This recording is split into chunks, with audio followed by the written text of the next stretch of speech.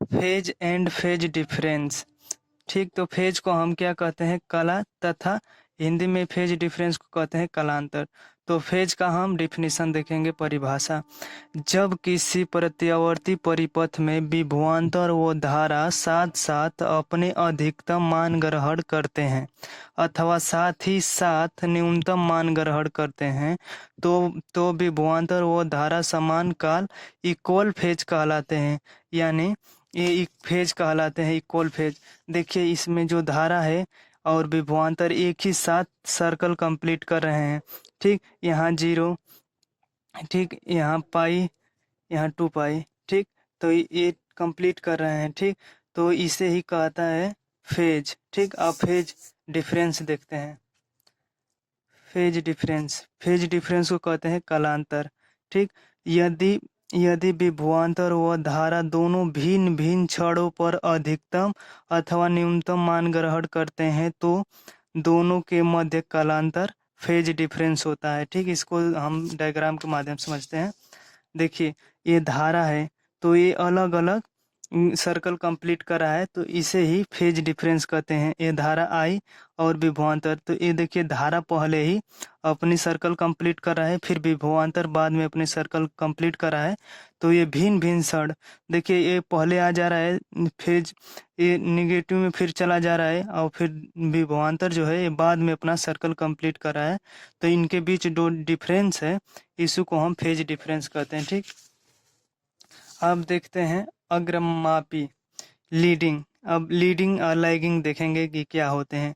Leading क्या होता है? ठीक, तो यदि प्रत्यावर्ती परिपथ में विभवांतर के अधिकतम मान होने से पहले ही धारा का अधिकतम मान हो जाता है, तो धारा विभवांतर का काल में अग्रमापी लीडिंग कहलाता है, लीडिंग कहते हैं। ठीक, तो इसको हम देखते हैं। देखिए, ये जो धारा है, धारा अपनी पहले ही सर्कल कंप्लीट कर रहा है विभवांतर से पहले, तो इसलिए ये धारा जो है वो लीड करेगा।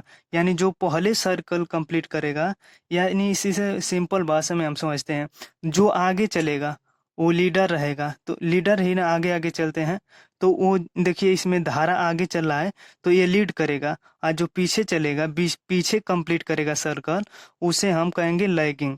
तो इसमें धारा जो है ये लीड कर रहा है। ठीक, और विभवांतर लैग कर रहा है। अब देखेंगे कि लैगिंग किसे कहते हैं। ठीक, तो लैगिंग को हिंदी में हम कहते हैं पश्चमापी। इसका डिफिनीशन देखते हैं। ठीक, यदि परिपथ में विभवांतर के अधिकतम होने के कुछ समय पश्चात धारा का मान अधिकतम हो जाता है, तो धारा विभवांतर से काल में पश्चमापी लैगिंग होती है। ठीक, तो ये यहाँ जो देखिए ग्राफ के माध्यम से, ये विभवांतर है, ये पहले अपना सर्किल कंप्लीट कर रहा है, यानी अधिकतम मान इसका जो पीक वैल्यू है ये अधिकतम पहले कर रहा है। उसके बाद जो धारा यहाँ से चल रहा है, निगेटिव से पॉजिटिव में आ रहा है, फिर अधिकतम इसका मान हो रहा है, तो इसे हम लैगिंग कहते हैं। ठीक, तो इसको देखिए हम ग्राफ में कैसे इसे डिनोट करेंगे, तो इस तरह करेंगे।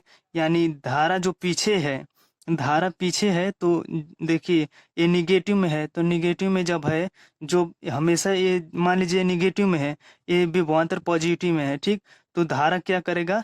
लैग लैग करेगा। और जो आगे रहेगा, हमने आपसे बताया ना कि लीडर जो होता है वो हमेशा आगे होता है। ठीक, तो जो आगे रहेगा उसे कहेंगे लीडिंग। ठीक, और जो पीछे रहेगा उसे कहेंगे लैगिंग। तो जो धारा आई है, ये क्या कर रहा है? लैग कर रहा है, लैग। और ये क्या कर रहा है? लीड कर रहा है। ये लीड कर रहा है, विभवांतर लीड कर रहा है, और ये धारा लैग कर रहा है। आशा करते हैं आपको वीडियो समझ में आया होगा। अगर आपको ये मेरी वीडियो अच्छी लगी हो तो आप लाइक करिए, सब्सक्राइब करिए। अगर आप मेरे नए चैनल पर हैं तो आप सब्सक्राइब करिए और बेल आइकन को ऑन करिए। थैंक यू दोस्तों।